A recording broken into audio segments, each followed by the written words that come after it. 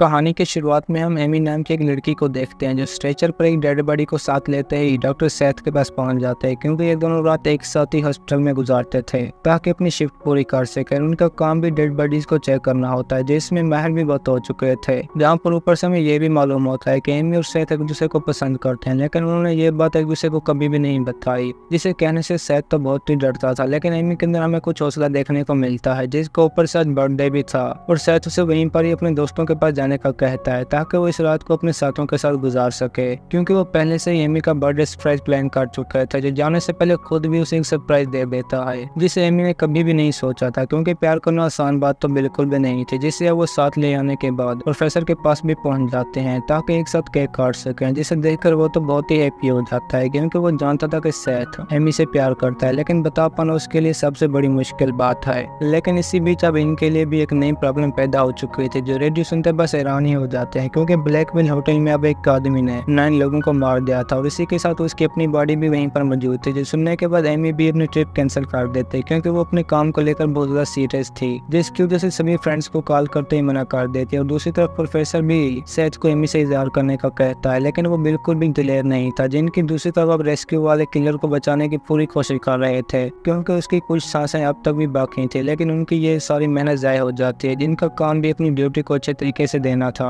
और वो इस सब के बाद आखिर में हॉस्पिटल के अंदर भी पहुंच जाते हैं, जिनमें से किलर की बॉडी अब सेथ और एमी साथ लेते ही रूम की तरफ जाने लगते हैं और उन्हें इस सब के लिए एक लिफ्ट भी पार करनी थी, जिसके अंदर जाते वक्त सेथ फाइल गिराने की वजह से बाहर ही रह जाता है, जबकि हम उसी वक्त बॉडी के अंदर कुछ हलचल महसूस करते हैं, जिसके बारे में एमी को जरा भी पता नहीं था। और वो कुछ टाइम के बाद डोर ओपन होते ही बाहर निकलकर सेथ को बुला लेती है, क्योंकि बॉडी का वेट बहुत ही ज्यादा था, जिसे रूम में ले जाने के बाद साइज 7 फीट होने के साथ साथ वेट देखकर इनके होश ही उड़ जाते हैं, क्योंकि किलर का वेट पूरे 324 किलो था, जिसे चेक करने के चक्कर में उसका ब्लड एनी पर भी गिर जाता है। लेकिन सेथ उसे अब घर जाने का कहता है, क्योंकि वो पहले से ही बहुत लेट हो चुकी थी, जिसकी वजह से आगे जाते ही वहीं पर कुछ आवाज महसूस करती है, जिसे देखने के चक्कर में वो जो ही एक रूम के अंदर जाती है तो वहाँ पर सभी की सभी डेड बॉडीज खुद ब खुद उठ जाती हैं। लेकिन ये सब कुछ एमी के दोस्तों का एक प्लान था, जो इस बर्थडे को बिल्कुल भी मिस नहीं करना चाहते थे, और उनमें से खुद एमी का प्रोफेसर भी शामिल था। जहाँ पर अब हमें भी कायला नाम की एक लड़की के साथ कार्टर और उसकी गर्लफ्रेंड तमारा देखने को मिलती है। लेकिन सबसे अजीब बात थी विल, जो कि एमी का अपना भाई था, जिसके आने पर उसे खुद भी यकीन नहीं था, क्योंकि इनकी हर वक्त आपस में लड़ाई होती रहती। जिसके बाद अब वो इन सभी को सेथ के साथ भी मिलवाती है, जो कि बहुत ही अच्छा लड़का था, लेकिन विल को बिल्कुल भी पसंद नहीं आता। जिसके बाद सभी एक साथ पार्टी में मसरूफ हो जाते हैं, और इन सभी के इस काम से एमी खुद भी बहुत हैप्पी थी, जो इतना तो जान चुकी थी कि मेरे दोस्त बहुत ही अच्छे हैं। लेकिन सेम उसी टाइम पर अब विल सेथ को अपनी बहन से दूर रहने का कहता है, जिसने सेथ को ये भी बता दिया था कि एमी तुमसे प्यार करती है, लेकिन फिर भी दूर रहे, क्योंकि वो इससे भी अच्छे लड़के को डिजर्व करते हैं। जो सुनने के बाद सेथ बिना कुछ कहे अकेला ही बाहर निकलकर आगे की तरफ चला जाता है, और ये बात एमी को बिल्कुल भी पसंद नहीं आती, जिसकी वजह से सेथ को जाता देखते हैं विल पर बहुत ज्यादा गुस्सा होने लगती है, क्योंकि वो खुद भी सेथ के साथ प्यार करती थी, और विल को इतना भी बता देते कि तुम हमारे मामले से दूर रहो, क्योंकि मैं खुद भी उसी के साथ प्यार करती हूँ। जबकि तमारा प्रोफेसर के साथ बैठते ही किलर के बारे में पूछने लगती है, जिसने 9 लोगों को मार दिया था, और प्रोफेसर भी उसे सेथ और एमी के पास जाने का कहता है, जो इस वक्त भी डेड बॉडी के पास मौजूद होंगे। लेकिन उसकी नीयत कुछ और थी, जो इस सब के लिए कार्टर को साथ लेते ही रूम से बाहर निकलकर लिफ्ट में जाने लगते हैं ताकि एक दूसरे के साथ प्यार कर सकें, क्योंकि नई जगह का मजा ही कुछ और था। जबकि दूसरी तरफ अब हम सेथ को देखते हैं, जिसने एक बॉडी को चेक करने के बाद उसके अंदर ब्लू फ्लूइड डाल दिया था ताकि सारा वेस्ट ब्लड बाहर निकल आए, जिसकी तमारा और कार्टर को बिल्कुल भी परवाह नहीं थी। जो अब आगे जाते ही उसी किलर के रूम में पहुंच जाते हैं, जहाँ पर डेड बॉडी देखकर तमारा तो हंसने ही लगती है, लेकिन कार्टर उससे बहुत डरा हुआ था, क्योंकि तमारा ने बॉडी के साथ उल्टी सीधी हरकतें करना शुरू कर दी थी, जिससे कार्टर तो बहुत ही डर जाता है और गुस्से में भी था, क्योंकि वो इस रूम में अपने लिए आया था, जिसकी इस ख्वाहिश को तमारा खुद भी नीचे उतरने के बाद पूरा कर देते, क्योंकि वो थी भी एक लाफिंग गर्ल। जिसकी दूसरी साइड पर विल भी कायला के साथ बातों में लगते लगते प्यार कर बैठता है, जिनके बारे में कोई भी नहीं जानता था कि ये दोनों भी एक दूसरे के साथ प्यार करते हैं। इन्हें उसी टाइम पर अब एमी खुद भी आने के बाद रंगी हाथों पकड़ लेते हैं, जिसका असर उन पर जरा भी नहीं होता। और अब चलते हैं तमारा के पास, जो कार्टर के साथ रूम में मसरूफ ही थी कि तभी किसी की आवाज सुनने के बाद उनकी लाइट्स ऑफ हो जाती हैं, जो देखने के लिए बस मैचेस ऑन ही करते कि हम अब किलर को उनके सामने देखते हैं, जिससे बचकर तमारा तो किसी तरह भाग जाती है। लेकिन कार्टर को अंदर जेकब ने पकड़ लिया था, जो उसे ले भी अपनी मॉम की डेड बॉडी के पास जाता है, जहाँ पर रोने के साथ साथ उसे अपनी मॉम की बातें भी याद आ जाती हैं कि इंसानों को उनके पाप देखकर सजा दो, क्योंकि तुम गॉड का दूसरा हाथ हो। और इसी बात के बाद कार्टर को पकड़ते ही बहुत बुरी तरह मार कर गला तोड़ देता है, और उसने अब एक आंख के ना होने पर चेहरे चेहरे को भी एक मास्क से ढक दिया था, जिनमें से अब बारी थी प्रोफेसर की, जिसे आगे जाते वक्त अपने सामने भी किलर देख ही जाता है। लेकिन ये उसके लिए एक सबसे आसान शिकार था, जिसकी वजह से अब किलर उसे एक चेन के साथ पकड़ते ही घसीटने लगता है, क्योंकि आखिर में मरना तो था। और इस सब के बारे में एमी को भी पता चल चुका था कि किलर अपने रूम में मौजूद नहीं है, क्योंकि उसने कार्टर की बॉडी को भी वहीं छोड़ दिया था। जिसके साथ साथ अब पूरे हॉस्पिटल की लाइट्स भी ऑफ हो जाते हैं, जिन्हें सेट करने के लिए सेथ फोन कॉल भी करता है, लेकिन उसे कोई भी रिप्लाई नहीं मिलता, क्योंकि प्रोफेसर तो मार चुका था, जो अब उसे देखने के लिए खुद भी कंट्रोल रूम की तरफ जाने लगता है। जिसके साथ साथ एमी भी विल और कैला के साथ बाहर जाने का रास्ता ढूंढ रही थी, जो इन्हें कहीं पर भी नहीं मिल रहा था। जबकि उल्टा प्रोफेसर की बॉडी देखने को मिल जाती है, जिसने इनकी हालत मजीद खराब कर दी। और ऊपर से रास्ते में तमारा के मिलने पर इनको यकीन हो जाता है कि अब हम भी नहीं बचने वाले, क्योंकि अब किलर जाग चुका था। जिसकी एक रीजन तमारा ये भी निकालती है कि वो ये सारा कुछ एक नाटक कर रहा था ताकि मैं जेल में ना जाऊं। तो दूसरी तरफ पावर स्टेशन भी पूरी तरह से जल चुका था, जिसकी सेहत को जरा भी समझ नहीं आ रही थी कि कैसे हुआ। और सेम उसी टाइम पर एक रूम के अंदर जाते किलर ने उस पर भी हमला कर दिया था, जो उसे किसी तरह अपने सामने आने वाले सामान को गिराने के बाद भागने में कामयाब हो जाता है। जिसके बाद सभी की सोचों में बस यही था कि हम यहाँ से बाहर जाएं, क्योंकि किलर भी पीछा छोड़ने वाला नहीं था। जिसकी वजह से अब भागते भागते तमारा और सेथ एक साथ होने के बाद विल और एमी एक दूसरे के साथ है। लेकिन मसला कैला का था, जो सभी से अलग हो चुके थे, और ये टाइम भी उसी के मरने का था, जिसे किलर पीछे से आने के बाद पकड़ते ही वहीं पर गला दबाने के साथ मार देता है, जिससे वो रहम की बेग भी बहुत मांगती है, लेकिन अंत मौत ही थी।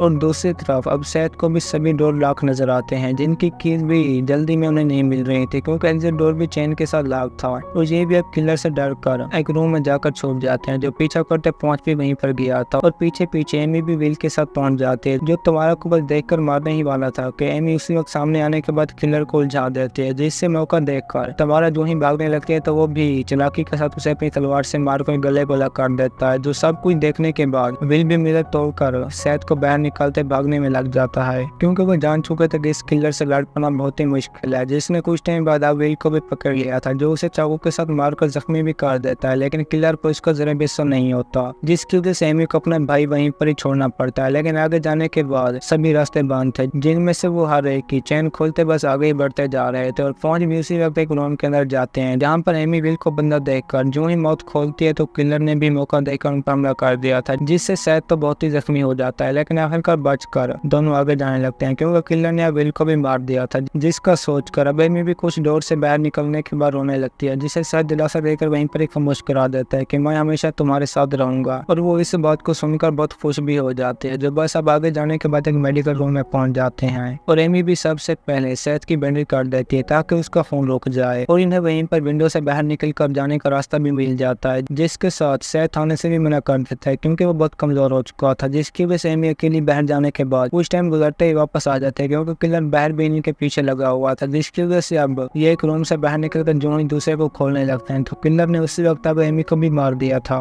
जिसके बाद अब आखिरी बारी थी सेथ की, जो भागते भागते एक रूम में जाते ही वहीं पर छुप जाता है। लेकिन किलर अंदर आने के बाद उसे पकड़ते ही बहुत बुरी तरह मारने लगता है, जिससे वो अधमरा हो चुका था, लेकिन फिर भी हिम्मत करते बाहर जाने लगता है। लेकिन किलर उसे इस बार भी पकड़कर बहुत बुरी तरह मारने लगता है। लेकिन सेथ ने भी उसी टाइम पर मौका देखकर किलर के अंदर ब्लू फ्लूइड वाला पाइप लगा दिया था, जिससे अब वो मरा हुआ समझकर हॉस्टल से बाहर निकलता ही गाड़ी में बैठकर वहां से जाने लगता है। लेकिन आगे जाने के बाद रास्ता भी ब्लॉक था, जिसे खोलने के लिए सेथ जो ही नीचे उतरकर साइड पर करता है, तो अब उसकी गाड़ी का भी डोर ओपन हो गया था, जिससे मालूम हो जाता है कि किलर अब भी जिंदा है, जिसने पीछे से आने के बाद सेथ को वहीं पर ही पकड़कर मार दिया। और इसी के साथ हमारी भी आज की ये कहानी खत्म होती है। दोस्तों, अगर आपको हमारी कहानी पसंद आई हो तो वीडियो को लाइक और चैनल को सब्सक्राइब जरूर कीजिए।